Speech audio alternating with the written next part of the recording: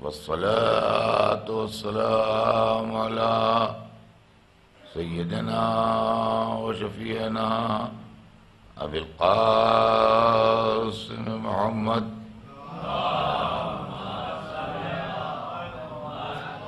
وآله الطيبين الطاهرين المعصومين ولعنة الله على أعدائهم أجمعين من يومنا هذا إلى يوم الدين.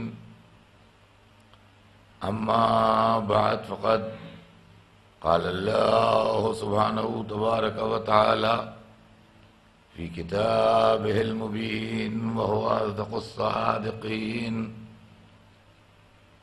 لا إكراه في الدين قد تبين الرشد من الغي. صلوات بھیجنے ہیں محمد وعلیہ.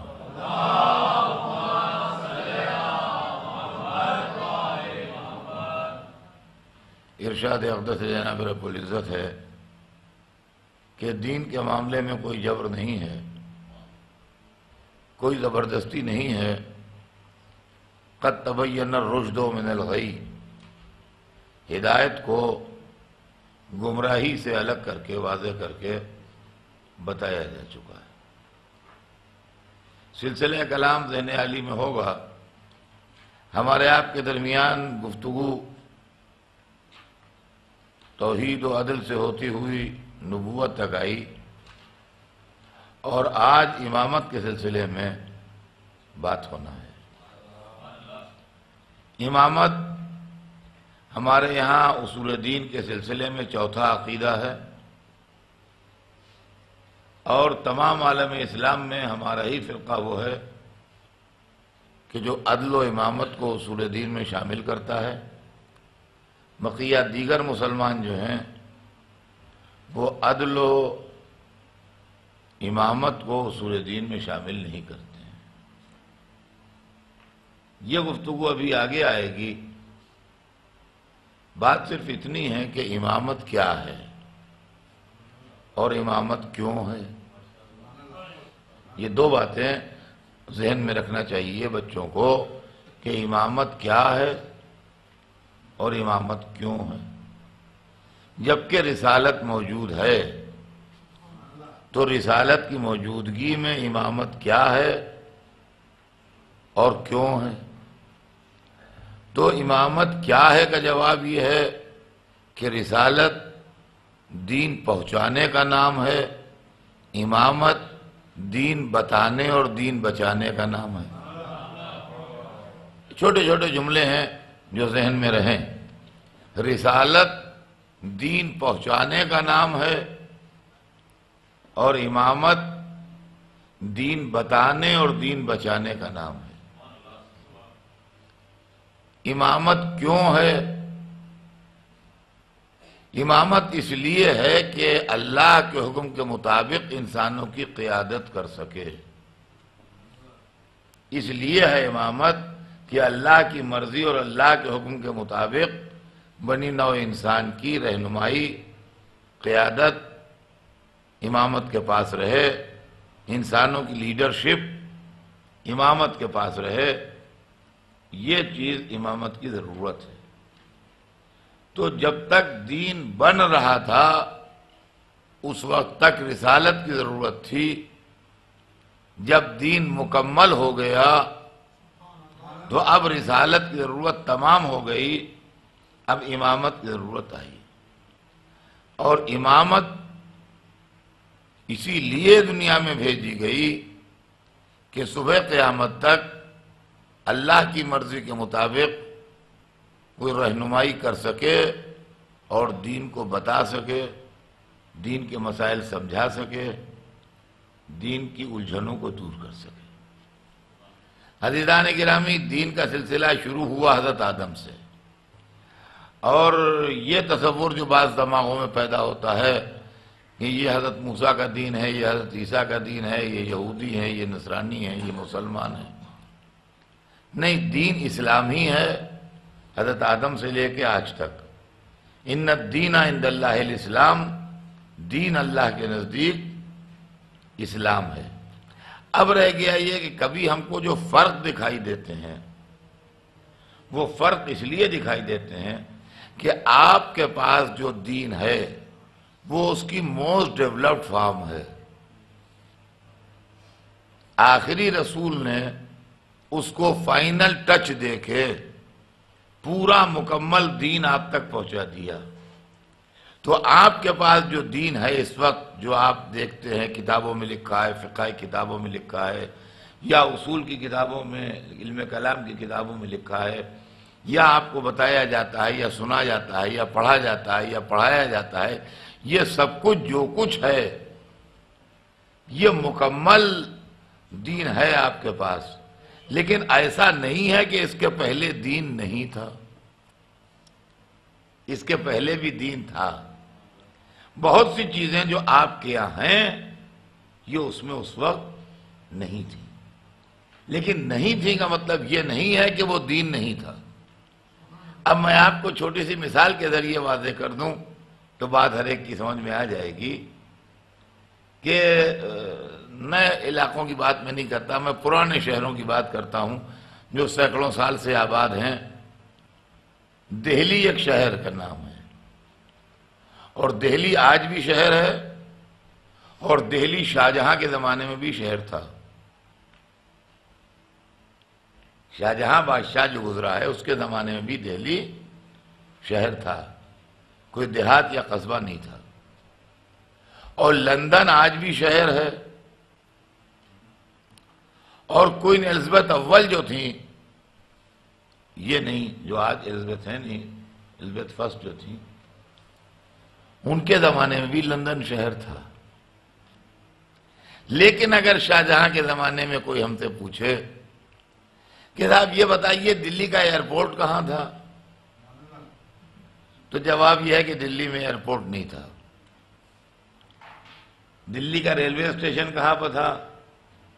دلی میں ریلوے اسٹیشن بھی نہیں تھا. دلی کا ٹی وی اسٹیشن کہاں تھا؟ دلی میں ٹی وی اسٹیشن بھی نہیں تھا. دلی کا ریڈیو اسٹیشن کہاں تھا؟ وہ بھی نہیں تھا. دلی میں اس وقت 5 اسٹار کا ہوٹل تھے، ایک بھی نہیں تھا. کہ جب کچھ تھا ہی نہیں تو کوئی دیہات ویہات ہوگا، شہر تو تھا نہیں. نہیں تو شہر تھا اس زمانے میں بھی، شہر آج بھی ہے. لیکن جو نئے ڈیولپمنٹس ہوئے ہیں، ان نئے ڈیولپمنٹس کو آپ پرانے زمانے میں کہاں ڈھونڈ رہے ہیں؟ تو اسلام دین آدم کے زمانے میں بھی تھا، نوح کے زمانے میں بھی تھا، ابراہیم کے زمانے میں بھی تھا، موسیٰ کے زمانے میں بھی تھا، عیسیٰ کے زمانے میں بھی تھا، اور آج بھی اسلام دین ہے. لیکن جو نئے ڈیولپمنٹس ہوئے ہیں وہ اگر آپ پرانی امتوں میں دیکھیے تو آپ کو وہ سب نہیں مل جائیں گے. اور ہم نے پرانی امتوں میں آپ کو تمام نئے ڈیولپمنٹ جو ہیں وہ ہرگز نہیں ملیں گے. تو عزیزان گرامی، اس سلسلے میں یہ بھی ذہن میں رکھیے گا آپ کہ مذہب کی جو بنیادی باتیں ہیں وہ ہر زمانے میں رہیں. مذہب کی بنیادی باتیں جو مذہب کی ٹیچنگز تھیں اس کے اندر یہ تھا کہ اپنے دین کی حفاظت کرو. ایک بنیادی بات، اپنے دین کی حفاظت کرو،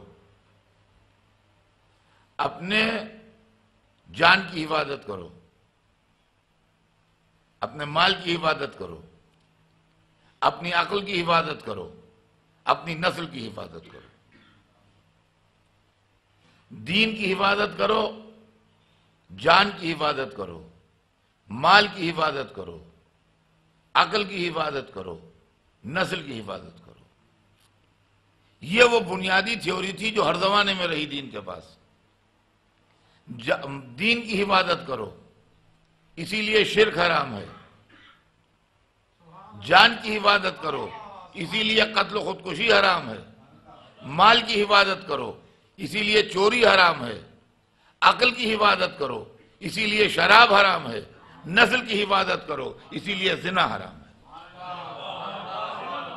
یہ ہر زمانے میں دین کی بنیادی تھیوری رہی ہے، ہر پیریڈ میں دین کی بنیادی تھیوری رہی ہے. اور ہر پیریڈ میں عزیزان گرامی جو چیز دین میں بتائی گئی، دیکھیے بہت توجہ سنیے گا، جو چیز دین میں بتائی گئی سب سے پہلی چیز جو بتائی گئی وہ اللہ کا وجود ہے. لہذا توحید پہلا عقیدہ بنا، پھر اللہ کے صفات، لہذا عدل دوسرا عقیدہ بنا، پھر اللہ کی طرف سے رہبری کا انتظام، لہذا نبوت تیسرا عقیدہ بنا، پھر جو کچھ بھی ہم کر رہے ہیں اس کا کوئی حساب کتاب ہے، کچھ ہے اچھائی برائی، کچھ نیکیاں کی ہیں تو کچھ ملنے والا ہے، برائیاں کی ہیں تو کچھ سزا ہونے والی ہے، یا یوں ہی سب اپنے چل رہا ہے حساب کتاب، لہذا قیامت کا عقیدہ۔ اب سوال یہ پیدا ہوتا ہے کہ اس کے اندر امامت کا کیا رول ہوگا؟ امامت کا رول یہ ہوگا دین میں کہ جب رسول دین پہنچا کے چلا جائے گا تو امامت اس دین کو ایز اٹ از قیامت تک برقرار رکھے گی۔ یہ ہے امامت کا کام، اور یہ ہے امامت کا رول کہ جب رسول دین پہنچا کے دنیا سے چلا جائے گا تو امامت کا کام یہ ہوگا کہ امامت اس دین کو جیسے بنا ہے اور جیسے آیا ہے وداؤٹ ایڈیشن اینڈ آلٹریشن، بغیر تبدیلی کے اسی فارم میں محفوظ رکھے، یہ ذمہ داری امامت کی ہے۔ اسی لیے رسول بہت سے ہیں، امام تعداد میں کم ہیں۔ ایک غور کیجیے گا، یہ بھی اکثر و بیشتر بچے سوال کرتے ہیں، سر رسول تو 1,24,000 ہیں اور امام 12 ہی ہیں، تو یہ تو بڑا زبردست ڈفرنس لگ رہا ہے، کہاں 1,24,000 اور کہاں 12۔ تو عزیزان گرامی، کام کی نوعیت دیکھیے۔ 1,24,000 کے ذمہ کام یہ تھا کہ جہاں جہاں انسانی آبادی ہے وہاں وہاں اللہ کا میسج پہنچایا جائے۔ یہ 2, 4, 10, 12 آدمیوں سے ہونے والا نہیں تھا، اس کے لیے بہت بڑی تعداد چاہیے تھی کہ انسانی آبادی جہاں جہاں پر ہے وہاں وہاں پر رہبر جا کے ان کو اللہ کی بات بتائے اور اللہ کا میسج اور اللہ کا پیغام پہنچائے اور حجت تمام کرے۔ لہذا رسولوں کی تعداد جو ہے وہ 1,24,000 ہے۔ اماموں کا کام یہ نہیں ہے کہ جہاں جہاں آبادی ہے وہاں وہاں جا کے اس کو دین پہنچائیں، بلکہ وہ دین جو اللہ کی طرف سے بنا بنایا ان کے حوالے کیا گیا ہے اس کو ایز اٹ از قیامت تک محفوظ رکھیں، تاکہ جہاں کا انسان آئے اس کو سچا دین مل جائے۔ سمجھے آپ؟ اس لیے اماموں کی تعداد جو ہے وہ کم رکھی گئی، رسولوں کی تعداد زیادہ رکھی گئی۔ اب آئیے تیسری بات، اور وہ یہ ہے کہ ہم پر ایک الزام ہے کہ یہ اپنے اماموں کو رسولوں سے بہتر سمجھتے ہیں۔ یہ اپنے اماموں کو رسولوں سے بہتر سمجھتے ہیں، یہ الزام بڑا زبردست ہے۔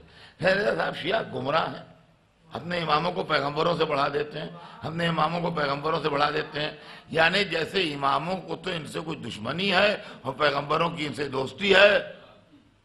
یہاں پارٹی بازی کا سوال نہیں ہے، پیغمبر جو ہیں وہ مرتبے میں خود ایک دوسرے سے کم زیادہ ہیں، اور یہ ہم نے بات نہیں کہی ہے، جس نے پیغمبر بنائے ہیں اس نے کہی ہے۔ ارشاد ہوا تلک الرسل فضلنا بعضهم علی بعض، یہ رسول ہیں جن میں ہم نے بعض کو بعض پر فضیلت دی۔ تو معلوم ہے رسولوں میں چھوٹے رسول بھی ہیں، بڑے رسول بھی ہیں۔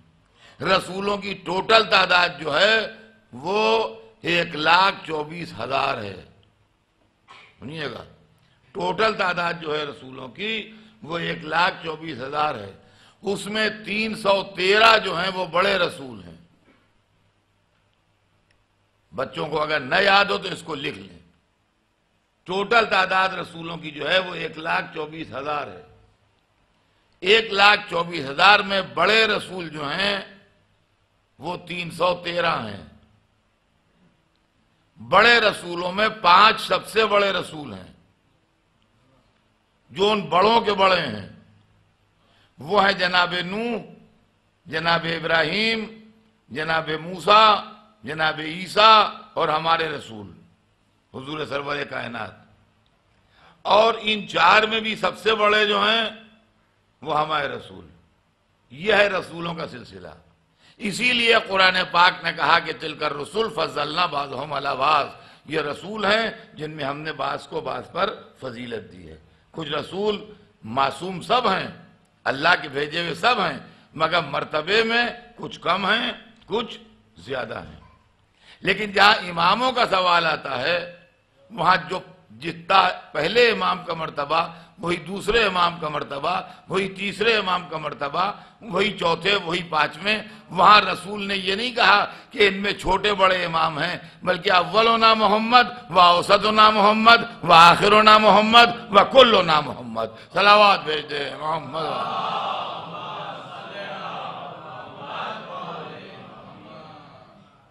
تو اب یہ امام جو ہیں یہ مرتبے میں برابر کیوں ہیں، اور رسول جو ہیں وہ مرتبے میں ایک دوسرے سے کم زیادہ کیوں ہیں؟ یہ بھی مسئلہ غور طلب ہے کہ بھائی امام بھی ہیں اللہ کے بھیجے ہوئے، رسول بھی ہیں اللہ کے بھیجے ہوئے، تو رسولوں میں تو چھوٹے رسول اور بڑے رسول، اماموں میں ایسا کوئی سسٹم نہیں ہے کہ یہ چھوٹے امام ہیں، یہ بڑے امام ہیں، یہ بہت بڑے امام ہیں، یہ درمیانی درجے کے امام ہیں، ایسا کچھ نہیں ہے، سب امام ایک سے امام ہیں۔ اب اس کی وجہ بھی سن لیجئے۔ یہ علم کلام کی بڑی پیچیدہ بحثیں ہیں جو میں آپ کو روزمرہ کی اردو مثالوں میں سمجھا رہا ہوں۔ ایک بہت بڑا پروجیکٹ بن رہا ہے، بہت بڑا، زبردست، ایک پورا محل تعمیر ہو رہا ہے، ایک عمارت بن رہی ہے، زبردست بن رہی ہے۔ اس کے اندر کئی ہزار آدمی انوالو ہے، جو اسی پروجیکٹ سے جڑا ہوا ہے، وہ کام کر رہا ہے۔ اس کے اندر اس پروجیکٹ میں انوالو تو ہزاروں آدمی ہیں، کئی ہزار آدمی کی روٹی روزی امپلائمنٹ اسی پروجیکٹ سے جڑ کے چل رہا ہے، لیکن حیثیتیں الگ الگ ہیں۔ کوئی مزدور ہے وہ اینٹیں لا رہا ہے، کوئی کاریگر ہے وہ بنا رہا ہے، کوئی پلمبرنگ کے کام میں لگا ہے، کوئی الیکٹریشین ہے، کوئی کلرنگ کر رہا ہے، کوئی انٹیریئر ڈیکوریٹر ہے، کوئی ڈیزائن بنا رہا ہے، کوئی آرکیٹیکٹ ہے، کوئی انجینئر ہے، کوئی سپروائزر ہے، اور انہی میں کوئی چیف انجینئر بھی ہے۔ ہاں، انہی میں کوئی چیف انجینئر بھی ہے جس کی نگرانی میں پورا پروجیکٹ چل رہا ہے۔ تو چیف انجینئر بھی اسی پروجیکٹ میں ہے، اور مزدور جو اینٹیں ڈھو ڈھو کے لیے جا رہا ہے وہ بھی اسی پروجیکٹ میں ہے۔ ہیں دونوں ایک ہی پروجیکٹ میں، مگر حیثیت میں، اسٹیٹس میں، سیلری میں، ہر چیز میں فرق ہے۔ اور ہم نے ہر چیز میں فرق ہے، لہذا ہیں سب ایک ہی پروجیکٹ میں انوالو، مگر حیثیتوں میں فرق ہے۔ یہ معاملہ رسولوں کا ہے کہ جب اللہ کے دین کا محل تعمیر ہو رہا تھا تو جتنے اس پروجیکٹ میں لگے ہوئے تھے وہ سب تھے تو رسول، مگر حیثیتوں میں سب کی فرق تھا۔ کسی کے ذمہ میں یہ کام ہے تو کسی کے ذمہ میں یہ کام ہے تو کسی کے ذمہ میں یہ کام ہے۔ اب جب محل بن کے تیار ہوا تو اس کی سیکورٹی کے انچارج آپ بنائے گئے، پھر آپ بنائے گئے، پھر آپ بنائے گئے، پھر آپ بنائے گئے، سب کا اسٹیٹس ایک سا ہے، فرق نہیں ہے۔ یہ ہے امامت جہاں اسٹیٹس ایک سا ہے، فرق نہیں پڑ رہا ہے۔ صلوات بھیج دیں محمد والے۔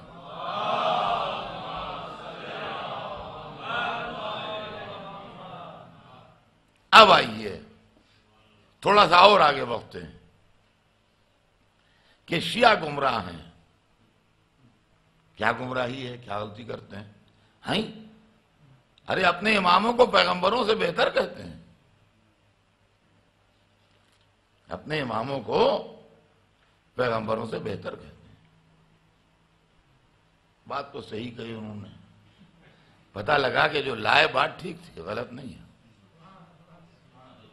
ہم اپنے 12 اماموں کو حضرت آدم سے لے کے حضرت عیسیٰ تک جتنے رسول ہیں ان سب سے افضل مانتے ہیں۔ بات جو ٹھیک ہے وہ بات ٹھیک بتانا چاہیے۔ سوائے سرکار دو عالم کے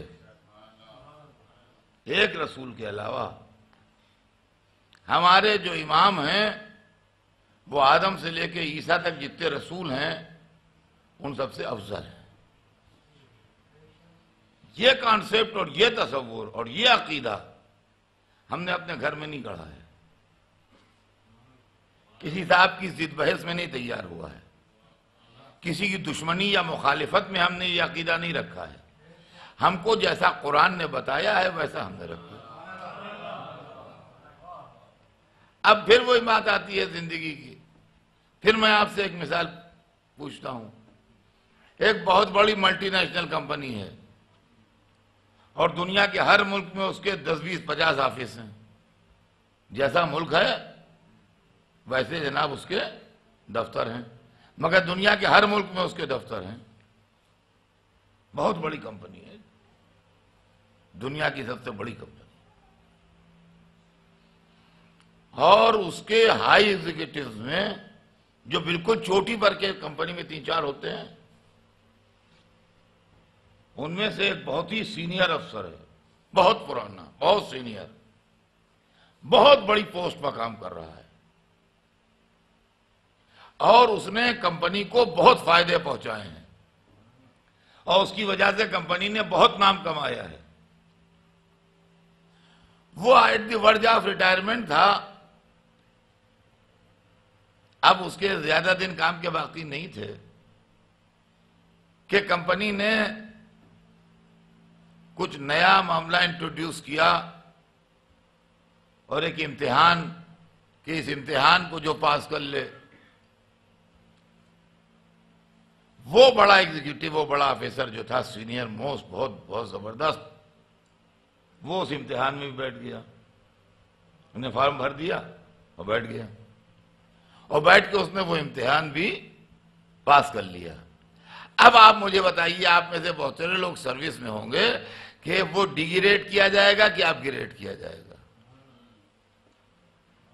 وہ سینئر آفیسر جو ایک بڑا پیچیدہ قسم کا امتحان بھی آخر میں پاس کی لیتا ہے، وہ ڈی گریڈ کیا جائے گا کہ اپ گریڈ کیا جائے گا؟ عقل کیا کہتی ہے؟ مذہب کی بات نہیں، یہ تو مذہب کی بات ہی نہیں، کمپنی کی بات ہو رہی ہے. یہ آفیسر جو ہے، اس کو مرتبہ اس کا اوپر اٹھایا جائے گا کہ تھوڑا نیچے گرایا جائے گا اس کا مرتبہ؟ ہر آدمی کہے گا نہیں صاحب، جب ایسا ہے تو اس کو اپ گریڈ کیا جائے گا. اسلام میں حضرت ابراہیم کی حیثیت بہت زبردست ہے.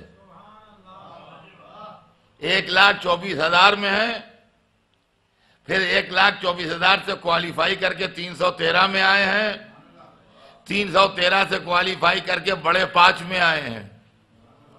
یہ تو پوزیشن ہے ان کی. پھر اس کے علاوہ ایک مرتبہ آگ میں کود کے خلیل کا ٹائٹل لے چکے ہیں، ایک مرتبہ اپنا پورا مال راہ خدا میں لٹا چکے ہیں، ایک مرتبہ اللہ کی محبت میں بت شکنی کر چکے ہیں، یہاں سے وہاں تک ان کے تمغے بھی لگے ہوئے ہیں. آخر امور میں جب ایج بالکل آخر تھی تو ایک بڑے پیچیدہ امتحان میں بیٹھے، جس میں اپنے بیٹے کو اپنے ہاتھ سے ذبح کرنا پڑتا ہے، اور اس کے اندر بھی کامیاب ہو گئے. اب یہ مرتبہ ان کا گھٹایا جائے گا کہ بڑھایا جائے گا، یہ آپ فیصلہ کر کے سنا دیجئے. اب جب یہ اس امتحان میں بھی کامیاب ہو گئے تو اللہ نے کہا انی جائلوں کا للناس امامہ، اب ہم نے تم کو امام بنا دیا. معلومہ نبوت جب آخری اسٹیج پر پہنچتی ہے تو امامت کو ٹچ کرتی ہے. صلوات بھیجنے محمد وآلہ.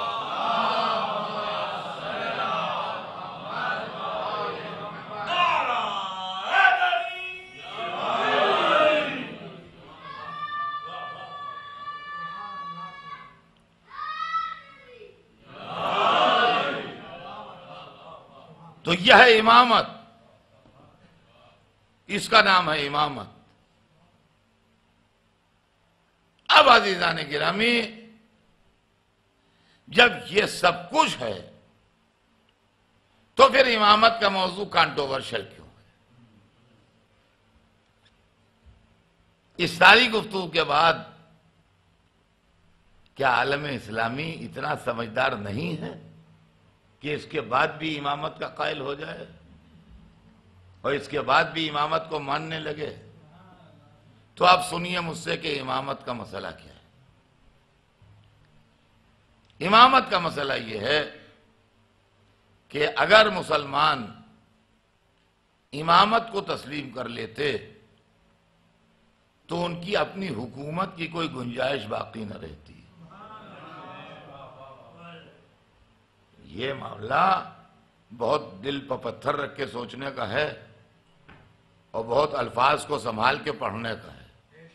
سمجھے آپ کہ اگر سرور کائنات کے بعد ملت مسلمہ امامت کی قائل ہو جاتی تو ان کی اپنی حکومت کی کوئی گنجائش نہ رہتی. اور اسلام کے ساتھ بدنصیبی یہ ہوئی کہ رسول کی آنکھ بند ہوتے ہی اسلام کو ملوکیت نے ہائی جیک کر لیا. اسلام پر ملوکیت نے اپنا قبضہ جما لیا. ملوکیت کی ضرورت شہنشاہیت تھی، امامت نہیں تھی. ملوکیت کی ضرورت شہنشاہیت تھی، امامت نہیں تھی. نتیجہ یہ ہوا کہ وہ اس بات پر زور دینے لگے کہ امامت کوئی چیز نہیں ہے، امامت کی کوئی اہمیت نہیں ہے، امامت کچھ نہیں. یہ کانسپریسی عالم اسلام میں رسول کی زندگی میں شروع ہو گئی تھی. اور اس کے لیے میرے پاس قرآن سے بھی دلیل ہے، حدیث سے بھی دلیل ہے، تاریخ سے بھی دلیل ہے. میرے پاس پروف تینوں چیزوں سے ہیں. ہسٹری سے بھی میرے پاس پروف ہے اس کا کہ کانسپریسی رسول کی زندگی سے شروع ہو گئی تھی. حدیث سے بھی میرے پاس پروف ہے اس کا کہ کانسپریسی رسول کی زندگی سے شروع ہو گئی تھی. قرآن سے بھی میرے پاس ثبوت ہے اس کا کہ کانسپریسی رسول کی زندگی سے شروع ہو گئی تھی. یہ ایک دو دن کی بات نہیں تھی عزیزان گرامی، یہ دو چار دن کی بات نہیں تھی جو آپ سمجھ رہے ہیں کہ فوری طور پر کچھ ہو گیا. نہیں، پورے عالم اسلامی میں جال پھیلا ہوا تھا جس کے اندر قبیلوں کی مخالفتوں کی آگ بھی بھڑکائی گئی تھی، جس کے اندر جو علی کے ہاتھوں قتل ہوئے تھے ان کی دشمنی کی آگ بھی بھڑکائی گئی تھی، جس کے اندر دولت و ثروت و انعام و اکرام کے معاملات کے بھی مسائل درپیش تھے. اب سنیے، رسول اللہ کی زندگی کا زمانہ جب آخر ہونے لگا تو مسلمان نہیں چاہتے تھے کہ رسول زیادہ زندہ رہیں. لاکھ آپ کچھ کہیے، تاریخ کو آپ ڈینائی نہیں کر سکتے. رسول چل رہے ہیں، سفر جاری ہے. عقبہ کی گھاٹی سے رسول کا ناقہ گزر رہا ہے. رات اندھیری ہے، آسمان پر ابر ہیں، راستہ زگزیگ ہے، پہاڑی راستہ ہے. لوگ چاہتے ہیں کہ رسول کا ناقہ بھڑک کے گر جائے کھڈ میں اور رسول ختم ہو جائے. تاریخ بتاتی ہے کہ اس موقع کے اوپر مہار ناقہ حذیفہ یمانی کے ہاتھ میں تھی اور عمار یاسر ناقے کو ہکا رہے تھے پیچھے سے. یہ دو صحابی آگے پیچھے چل رہے ہیں، رسول ناقے پہ بیٹھے ہیں. کچھ لوگوں نے پتھر لڑکانا شروع کیا اوپر سے. یہ یوں بل کھایا ہوا راستہ چل رہا ہے نا. کچھ لوگوں نے پتھر لڑکانا شروع کیا اوپر سے. عین وقت پر بجلی چمکی. تاریخ کہتی ہے رسول نے چہرے دیکھ لیے. میں اس کا قائل نہیں ہوں کہ رسول نے چہرے دیکھ لیے. رسول اندھیرے میں بھی دیکھتے تھے. جس کا وسیع نسلوں میں دیکھ لے، کیا اس کا نبی اندھیرے میں نہیں دیکھ پائے گا؟ وہ دیکھ رہے تھے. بجلی اس لیے چمکی کہ تم سمجھ لو کہ دیکھ لیے گئے. بجلی اس لیے چمکی کہ تم سمجھ لو کہ دیکھ لیے گئے. حملہ ناکام ہو گیا. لوگ بوکھلا کے بھاگ کھڑے ہوئے. رسول خیریت سے اپنی منزل پر پہنچ گئے. رسول نے زبردست نفسیاتی حملہ کیا ان کے اوپر، سائیکالوجیکل وار. حذیفہ کو نام بتا دیے. حذیفہ فلاں فلاں فلاں فلاں فلاں تھے جو ناقہ بھڑکانے کے لیے کھڑے تھے. مگر حذیفہ یہ میری امانت ہے، مرتے مر جانا، نام بتانا نہیں کسی کو. حذیفہ اگر میرے امین ہو تو نام بتانا نہیں. حذیفہ رسول کے سچے چاہنے والے تھے، وہ مصلحتاً والے نہیں تھے. ان کا آقا، گردن پر چھری چل جائے گی مگر نام نہیں ظاہر ہوگا۔ اس بات کا اعلان ہو گیا کہ حذیفہ کو نام معلوم ہے۔ لوگ حذیفہ سے پوچھا کرتے تھے ہمارا نام تو نہیں ہے، ہمارا نام تو نہیں ہے۔ حذیفہ کہتے تھے میں کیا کہہ سکتا ہوں بھئی، اگر ہاں کہوں تب بھی نام ظاہر ہوتا ہے، نہیں کہوں جب بھی ظاہر ہوتا ہے۔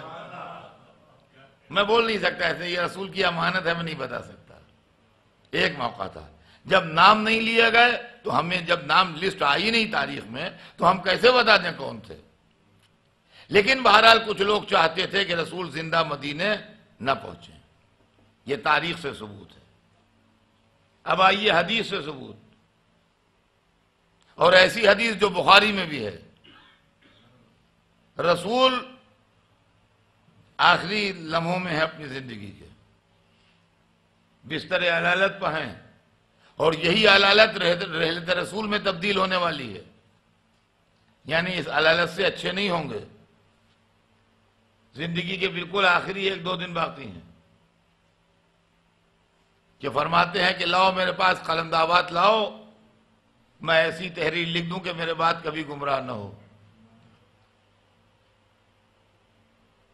وہاں ہلڑ ہونے لگا، ہنگامہ ہونے لگا، جھگڑا ہونے لگا، اور کسی شخص نے یہ کہا کہ ان کا ذہن صحیح کام نہیں کر رہا ہے، لکھنے نہ دو، ہمارے لیے قرآن کافی ہے، ہمیں اب کسی تحریر کی ضرورت نہیں ہے۔ سوال یہ، جب قرآن کافی تھا تو رسول کے بعد سقیفے میں کیا کرنے گئے تھے؟ جھگڑا اس بات پہ ہونے لگتا ہے کس نے کہا تھا، اور یہیں سے ٹینشن پیدا ہو جاتا ہے۔ میں کہتا ہوں اس بات کو چھوڑ دیجئے کس نے کہا تھا، کالے چور نے کہا، ایک آواز تو آئی، ایک آواز تو آئی۔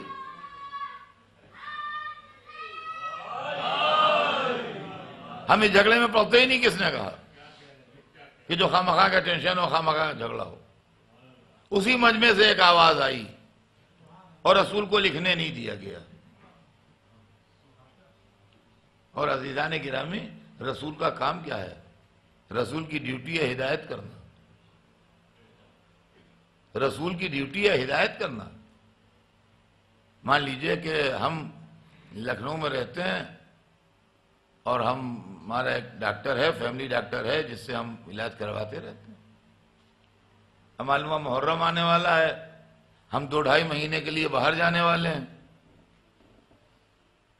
تو جب ڈاکٹر نے یہ سنا کہ بھئی محرم آنے والا ہے، یہ 2-3 مہینے کے لیے باہر نکلنے والے ہیں، مختلف ملکوں میں جانے والے ہیں، تو انہوں نے کہا کہ اطہر صاحب پرچہ لاؤ، میں تمہیں ایک دوا لکھ دوں، وہ استعمال میں رکھنا، تمہیں نزلہ، کھانسی، بخار، اس طرح کی بیماریاں نہیں ہوں گی۔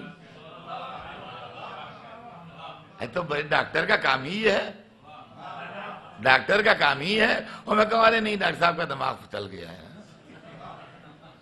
عزیزان گرامی، یہ تو بڑی ناانصافی کی بات ہے کہ رسول ہیں، ہدایت لے کے آئے ہیں، ہدایت کرنے آئے ہیں، اب دنیا سے جانے والے ہیں، کہہ رہے ہیں لاؤ میں ایسی تحریر لکھ دوں کہ میرے بعد گمراہ نہ ہو، میرے بعد گمراہ نہ ہو، لن تضلوا بعدی، میرے بعد گمراہ نہ ہو، میں ایسی تحریر لکھ دوں، اور لوگ نہیں لکھنے دیتے۔ اچھا نہیں لکھنے دی تو اب ہم کو گمراہ نہ کہو، اس لیے کہ ہماری گمراہی کے تم ذمہ دار ہو جس نے لکھنے نہیں دی ہے، ہمارے سارے گناہ تمہارے کھاتے میں۔ صلوات بھیج دیں محمد۔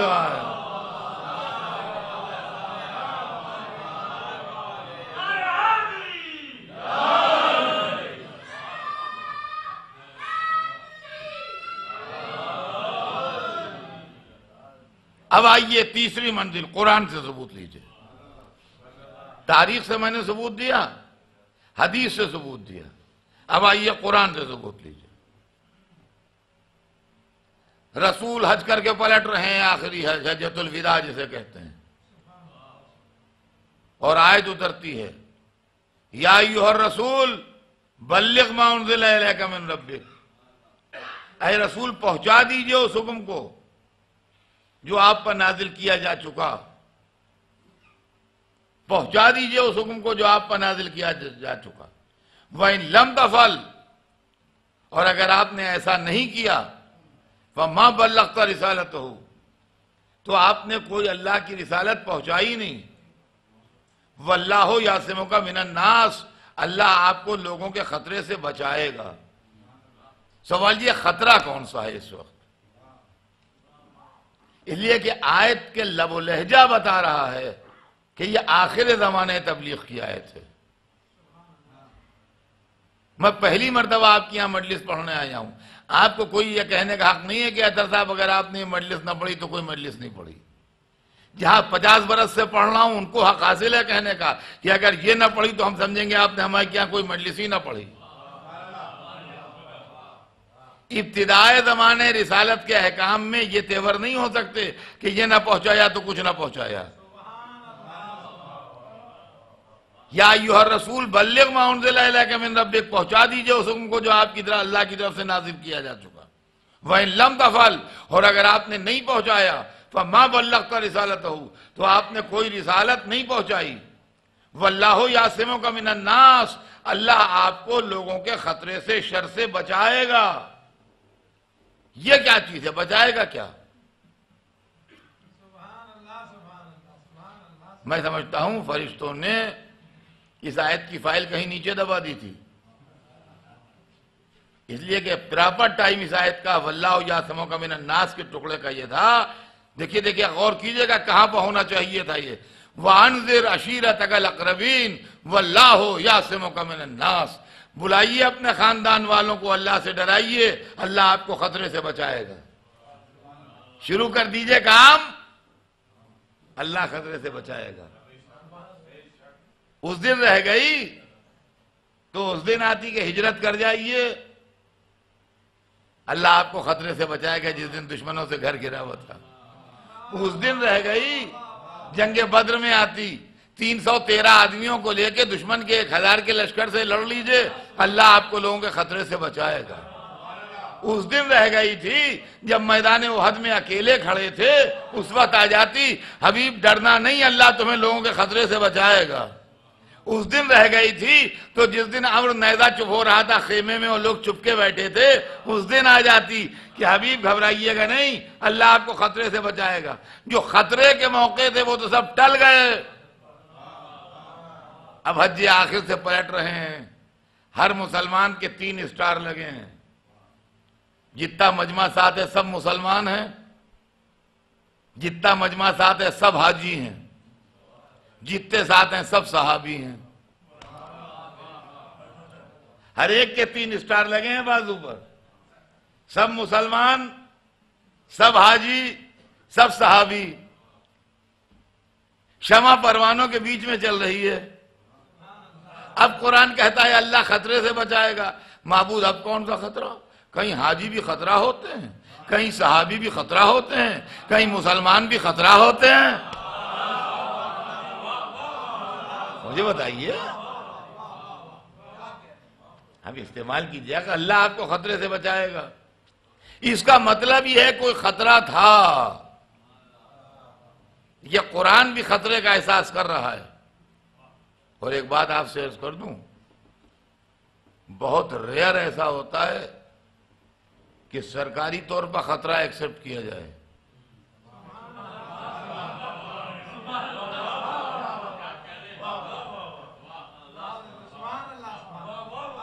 ہم جن علاقوں میں رہتے ہیں وہاں جھگڑے، فساد، کمیونل رائٹس یہ روزمرہ کے معاملے ہیں. سرکاری اسٹیٹمنٹ آتا ہے روز، اتنے گھر جل گئے، اتنے آدمی مارے گئے، اتنی دکانیں جلیں، حالات قابو میں ہیں.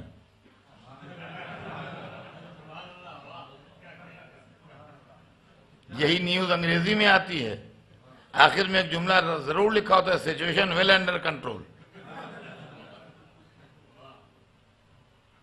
سرکار کبھی یہ ایکسپٹ نہیں کرتی کہ سچویشن کنٹرول سے باہر ہے.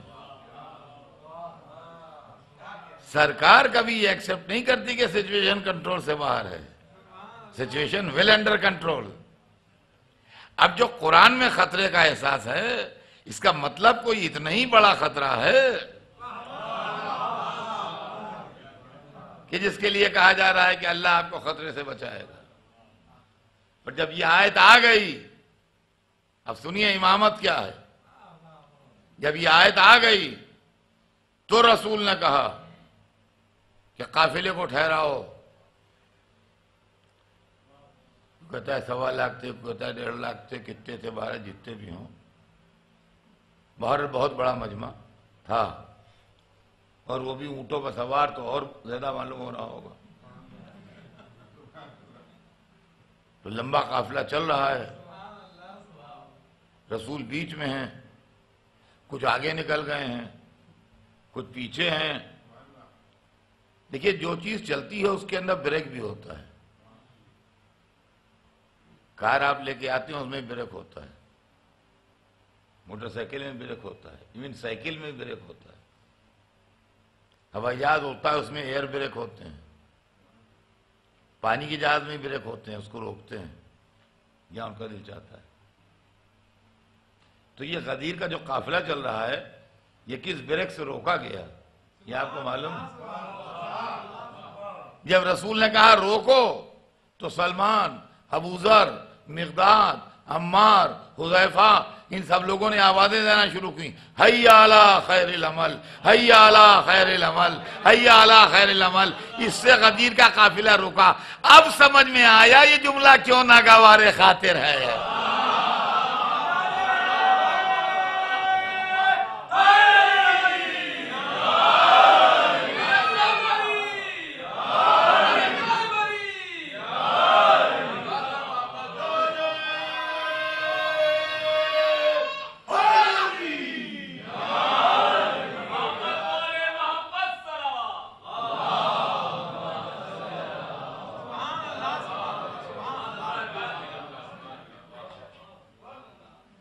قافلہ روکا گیا. جو آگے بڑھ گئے تھے پیچھے ہٹے، جو پیچھے رہ گئے تھے وہ آگے آن کے ملے. اونٹ بٹھائے گئے، لوگ اترے. سورج اوپر چڑھ رہا تھا، دن کے 10 بجے کا وقت تھا. اعلان ہوا رسول کچھ بات کرنا چاہتے ہیں، فرمانا چاہتے ہیں. دھوپ بھی تھی، میدان گرمیوں میں 10 بجے تک تپنے لگتے ہیں، کافی گرمی بڑھ جاتی ہے. لیکن بہرحال لوگ اترے اور رسول نے حکم دیا صحابہ کرام کو کہ منبر بناؤ، منبر بناؤ. دیکھیے میدان عرفات میں بھی حضور نے خطبہ دیا تھا. اس کے پہلے تاریخ لکھتی ہے کہ میدان عرفات میں رسول نے خطبہ دیا تھا، لیکن میدان عرفات میں خطبہ دینے کی نوعیت یہ تھی کہ آپ اپنے ناقے پر سوار ہوئے جس کا نام ناقہ عشوا تھا. نام بھی تاریخ میں لکھا ہے ناقے کا.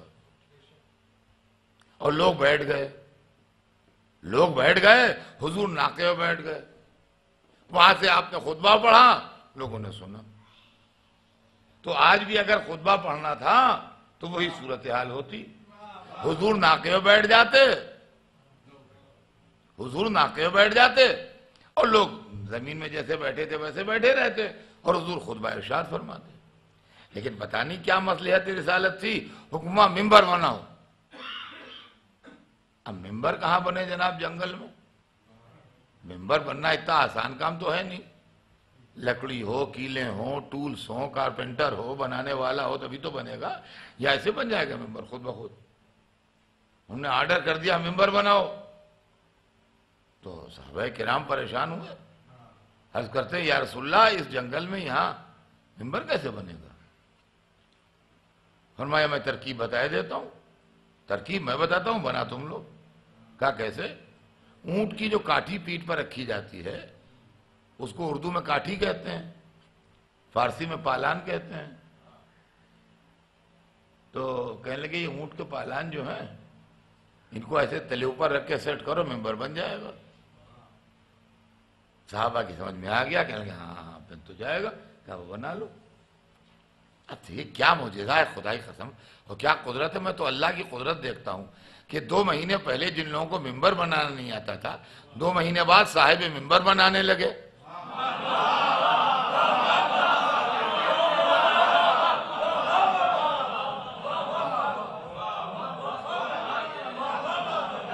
صلوات بھیجتے ہیں محمد۔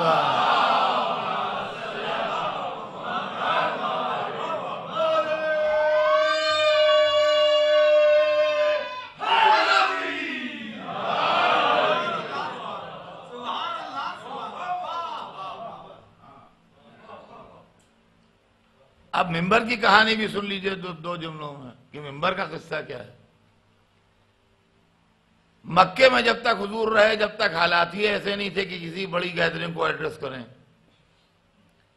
2 آدمی 4 آدمی 6 آدمی 10 آدمی کسی گھر میں ادھر ادھر جمع ہو گئے، حضور نے ان کو خطاب کر لیا۔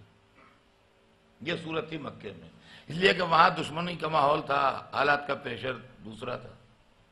جب مدینے تشریف لائے تو ایسے حالات ہوئے کہ آپ اچھی خاصی گیدرنگ کو ایڈریس فرمائیں۔ تو مدینے میں پہلے مسجد بنی، مسجد النبی تعمیر ہوئی۔ اب جو کچھ بھی حضور کو فرمانا ہوتا تھا، جو واعظ کرنا ہوتا تھا، جو ارشاد فرمانا ہوتا تھا، وہ مسجد کے اندر مسلمان جمع ہوتے تھے اور حضور وہیں ارشاد فرما دیتے تھے۔ صورتحال یہ تھی کہ مسجد جو بنی تھی اس کی ایچ اینڈ ایوری ڈیٹیل تاریخ کے اندر ہے، اگر آپ پڑھنا چاہیں تو مسجد النبی میں کیا کیا سامان لگا تھا، کیا تھا وہ سب تھا۔ تو وہاں جو ہمارے آپ تو پرانے آپ کو جو ہندوستان پاکستان میں مکان ملتے ہوں گے، اس میں وہ دھنیاں کہلاتی تھیں جو پڑی ہوتی تھیں،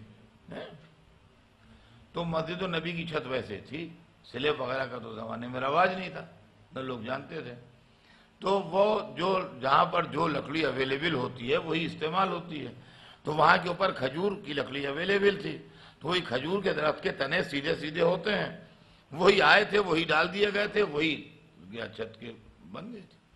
اس میں جو آئے تھے اس میں ایک زیادہ آ گیا تھا، جب چھت بننے لگی تو ایک بچ گیا، وہ محراب کے پہلو میں اس کو دیوار سے لگا کے ایسے ہی کھڑا کر دیا گیا، تو حضور اس سے ٹیک لگا کے کھڑے ہو جاتے تھے اور خطبہ ارشاد فرماتے تھے کہ حکم خدا ہوا کہ ممبر بناؤ، تو حضور نے ممبر بنایا، ممبر بنوایا، مطلب بنایا نہیں بنوایا، ممبر بن کے تیار ہوا۔ جب ممبر بن کے تیار ہوا تو محراب کے پہلو میں ممبر رکھ دیا گیا۔ اب جو سرکار کو کچھ ارشاد فرمانا ہوتا تھا، واعظ فرمانا ہوتی تھی، قرآن پاک کی کوئی آیت نازل ہوتی تھی، کوئی تقریر فرماتے تھے تو ممبر پر تشریف لے جاتے تھے اور ممبر کے اوپر تشریف لے جا کے آپ وہ ارشاد فرماتے تھے۔ اس ممبر کے اوپر پورا اسلام پہنچایا گیا، قرآن کی آیتیں پہنچائی گئیں، واجبات پہنچائے گئے، محرمات پہنچائے گئے، کیا واجب ہے، کیا حرام ہے، کیا مستحب ہے، کیا مباح ہے، کیا مکروہ ہے، کیا کرنا چاہیے، کیا نہیں کرنا چاہیے، انسان کو کیا زیب دیتا ہے، کیا نہیں زیب دیتا ہے، یہ ساری باتیں اس ممبر سے پہنچائی گئیں۔ اور اسی ممبر سے فضائل اہل بیت بھی پہنچائے گئے، اسی ممبر سے مولا علی کی فضیلت بھی بیان ہوئی، اسی ممبر سے جناب سیدہ اور حسنین کی فضیلت بھی بیان ہوئی، اسی ممبر سے آیہ مباہلہ بھی بیان کی گئی، اسی ممبر سے آیہ ولایت بھی بیان کی گئی، اسی ممبر سے آیہ استخلاف بھی بیان کی گئی، وہ بھی سب اسی ممبر سے ہوا اور دوسرے سب احکام بھی اسی ممبر سے ہوئے۔ وہ ممبر مسجد ہی میں رہا، کبھی مسجد سے آج تک نکلا نہیں، اور آج بھی مسجد النبی میں ہے ممبر۔ اب ظاہر ہے کہ 1400 برس پرانا ممبر نہیں ہے، وہ ظاہر لکڑی پرانی ہو گئی، گل گئی ہوگی، لیکن جگہ وہی ہے، جگہ وہی ہے جہاں پر رسول کا ممبر رہتا تھا، جگہ جو ہے لوکیشن جو ہے اس کی وہی ہے۔ اور اب دنیا میں جہاں جہاں مسجدیں بنی وہاں مسجد کے ساتھ محراب کے پہلو میں ممبر بھی بنا۔ چنانچہ آپ دنیا بھر کی مسجدوں کا سروے کیجئے، ہر جگہ مسجد کے محراب کے پہلو میں ممبر بنا ہوا آپ کو ملے گا، بلکہ بعضی جگہ مسجد خانہ یا چھوٹی سی مسجد، تیسی مسجدیں بھی ہم نے دیکھی ہیں، تو وہاں بڑے سے ممبر کی جگہ نہیں ہے، تو ممبر کی علامت کے طور پر 3 سیڑھیاں ایسی بنا دیتے ہیں محراب کے پاس، اس پر کوئی آدمی بیٹھ بھی نہیں سکتا، اتنا چھوٹا ہوتا ہے وہ کہ بچے بھی نہیں بیٹھ سکتے اس کے اوپر، تو اس کے اوپر شمعیں رکھ دیتے ہیں، یہ سب رکھ دیتے ہیں، مسجد کے چراغ رکھ دیتے ہیں، مگر ممبر کی پہچان جو ہے وہ بنی ہوتی ہے۔ تو معلومہ جو مسجد میں ممبر بنا تھا وہ ممبر آج بھی رکھا ہے۔ اب یہ دوسرا ممبر بنا 18ویں ذی الحجہ کو میدان غدیر میں، یہ دوسرا ممبر بنا، اور یہ دوسرا ممبر جو بنا یہ اعلان ولایت علی کے لیے بنا، اس لیے کہ اس ممبر پر بیٹھ کے رسول اللہ نے اعلان ولایت حیدر کرار فرمایا۔ غور کیجئے گا آپ، تو اس ممبر پر سب کچھ پہنچایا، اس ممبر پر وہ پہنچایا جس کے لیے یہ کہا گیا کہ اگر یہ نہ پہنچایا تو کچھ نہ پہنچایا۔ اچھا، رسول وہ جگہ تھی میدان، جنگل، وہ شہر تو تھا نہیں۔ اب جب رسول جانے لگے تو وہاں جنگل میں اکیلے میں ممبر رہ کے کیا کرتا؟ وہی ممبر اٹھا کے ہم اپنے امام باڑے میں لے آئے۔ تو یہ عزاخانے میں یہ ممبر جو رکھا ہوا ہے یہ مسجد سے نہیں لائے ہیں۔ مسجدیں جہاں جہاں بنی ہیں وہاں جا کے دیکھ لیجئے، ایک ممبر بھی کم نہیں ملے گا۔ یہ ہم مسجد سے چرا کے ممبر نہیں لائے ہیں، یہ غدیر سے اٹھا کے لائے ہیں۔ مسجد کا ممبر مسجد میں آج بھی رکھا ہوا ہے، وہ انٹیکٹ ہے بالکل۔ یہ غدیر والا ممبر ہے جو وہاں سے اٹھا لائے۔ غدیر والے ممبر کی شرط کیا ہے کہ یہ نہ پہنچایا تو کچھ نہ پہنچایا۔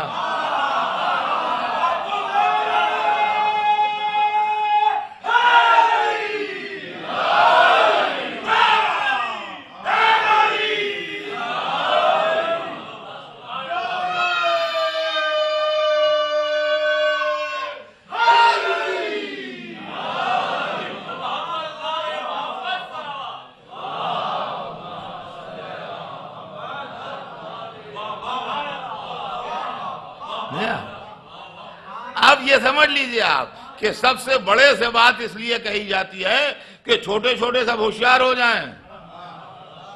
سب سے بڑے سے بات کہنے کا مطلب یہ ہے کہ چھوٹے چھوٹے جتنے ہیں سب کان کھول کے سن لیں۔ کائنات میں رسول سے بڑا کوئی نہیں ہے۔ اللہ نے صفائی سے کہہ دیا یہ نہ پہنچایا تو کچھ نہ پہنچایا۔ اب چھوٹے چھوٹے جتنے ہیں سن لیں کہ سب سے بڑے سے کہہ دیا گیا یہ نہ پہنچایا تو کچھ نہ پہنچایا۔ اب جو ہم اس ممبر پر علی علی کرتے ہیں تو کسی کو اعتراض کا حق نہیں ہے، اس لیے کہ ہم نے سب کچھ پڑھا، اگر یہ نہ پڑھا تو کچھ نہ پڑھا۔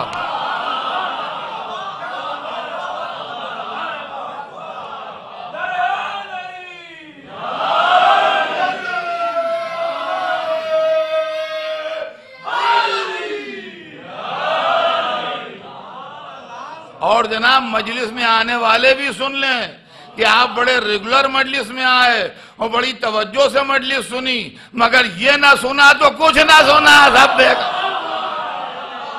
صلوات بھیجتے ہیں محمد۔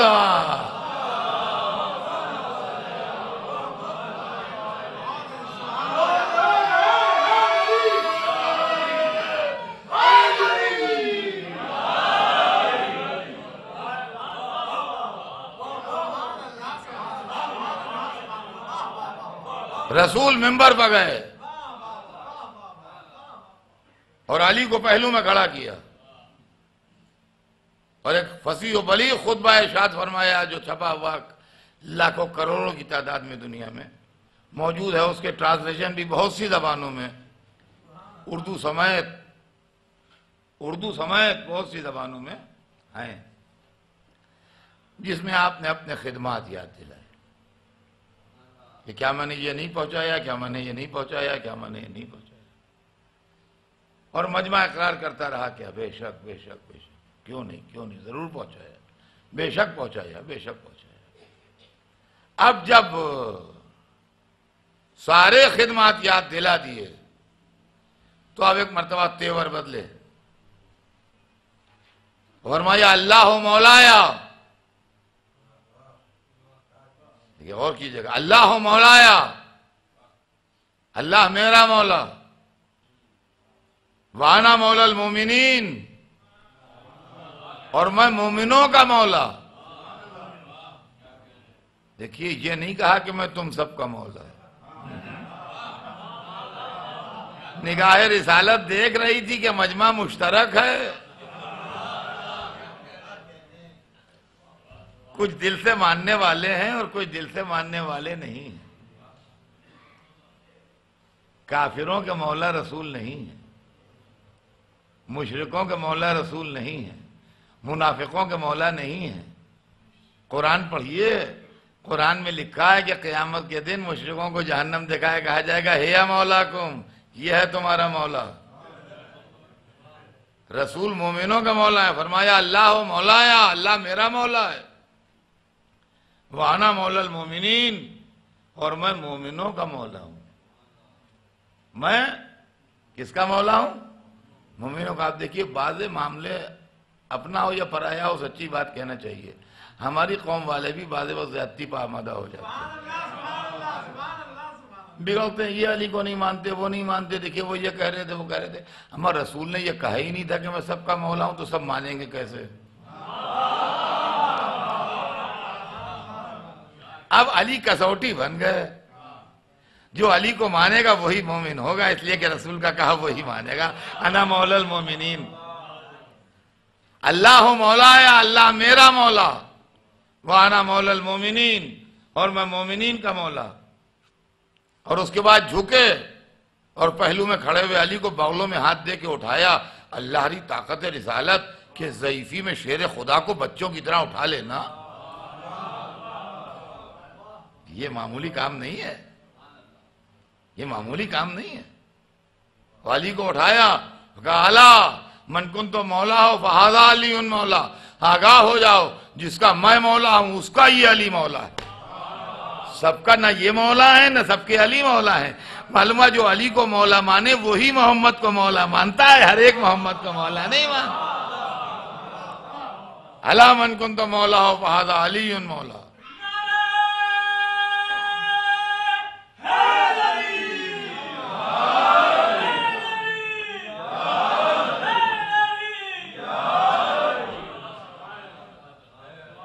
اور اس کے بعد علی کو پہلو میں کھڑا کیا وہیں پر، اسی منبر وہیں، اور ہاتھ اٹھائے، ان سے جو کہنا تھا وہ کہہ دیا۔ اب اللہ کی طرف مخاطب ہوئے، اللہم وال من والا، پالنے والے اسے دوست رکھ جو علی کو دوست رکھے، وعاد من عادا، اسے دشمن رکھ جو علی کو دشمن رکھے، وانصر من نصرہ، اس کی مدد کر جو علی کی مدد کرے، وَخْذُلْ مَنْ خَذَلَ، اس کو چھوڑ دے جو علی کو چھوڑ دے۔ اللہم اذر الحق ہے سمادار، پالنے والے حق کو ادھر موڑ جدھر علی موڑے۔ اللہ اللہ کی احتیاط سے بول رہے ہیں رسول، یہ نہیں کہتے کہ علی کو ادھر موڑ جدھر حق موڑے، لیکن دنیا بڑی ظالم ہے، کہتے کہ نہیں ہم دیکھ رہے تھے حق ادھر مڑ گیا علی ادھر مڑ گئے، وہ ادھر نہیں مڑے جدھر حق مڑا۔ نہ علی تابع نہیں ہے، یہ امام ہیں، امام وہ جو آگے چلے۔ اللہم اذر الحق ہے سمادار، حق کو ادھر موڑ جدھر علی موڑے۔ اب حق کی پہچان بھی سمجھ لیجئے، جب تک علی کے پیچھے چلے گا حق ہوگا، جب دوسری طرف مڑ جائے گا باطل ہو جائے گا۔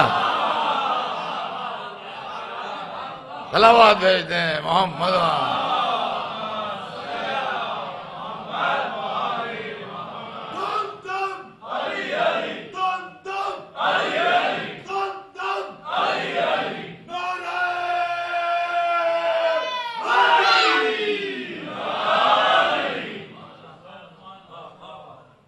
اور اب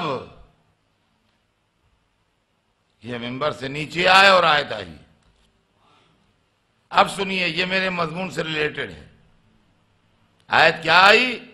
الیوم اکملت لکم دینکم، آج ہم نے دین کامل کیا۔ دیکھیے میں ابتدا میں آپ کو بالکل شاید پہلی مجلس میں سنا چکا ہوں کہ ایک سرکل ہے بڑا جس کا نام ہے دین، ایک سرکل ہے چھوٹا جس کا نام ہے شریعت۔ یہ بڑا سرکل جو ہے اس کے اندر چھوٹا سرکل ہے۔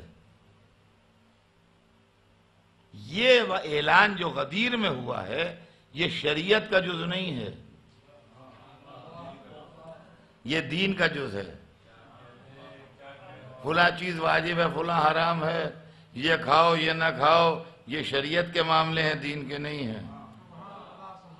تو دین میں کیا چیز نہیں پہنچی تھی جو آج پہنچی ہے؟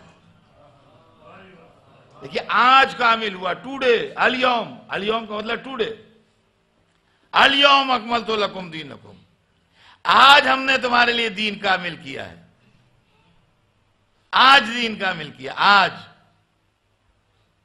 یہ 18ویں ذی الحجہ سن 10 ہجری کو کامل ہوا ہے، آج دین کامل کیا ہے۔ توجہ چاہتا ہوں عزیزان گرامی، آج دین کامل کیا ہے، تو کیا چیز کامل، کیا چیز نہیں آئی تھی جو آج آئی ہے؟ دیکھیے توحید دین میں ہے، حضرت آدم کے زمانے سے تھی، آج نہیں آئی ہے۔ عدل دین میں ہے، حضرت آدم کے زمانے سے تھا، آج نہیں آیا ہے۔ نبوت کا تصور دین میں ہے، حضرت آدم کے زمانے سے تھا، آج نہیں آیا ہے۔ قیامت دین میں بتائی گئی، آج پہلی دفعہ لوگوں کو نہیں معلوم ہے قیامت آنے والی ہے، پہلے سے معلوم ہے قیامت آنے والی ہے۔ کیا چیز بڑھی ہے دین میں؟ آج جو شے دین میں شامل ہوئی اس کا نام ہے امامت۔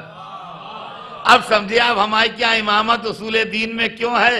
اس لیے کہ جب اعلان امامت علی ہو گیا تب دین کامل ہوا، الیوم اکملت لکم دینکم۔ صلوات بھیج دیں محمد۔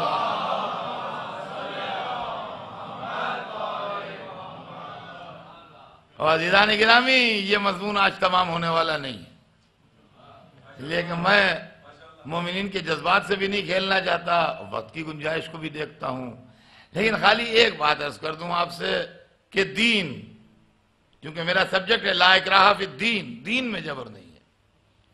اب جو لوگ کہتے ہیں کہ علی نے تلوار کیوں نہ کھینچ لی، تو علی دین میں شامل ہوئے تھے، دین میں جبر نہیں ہے۔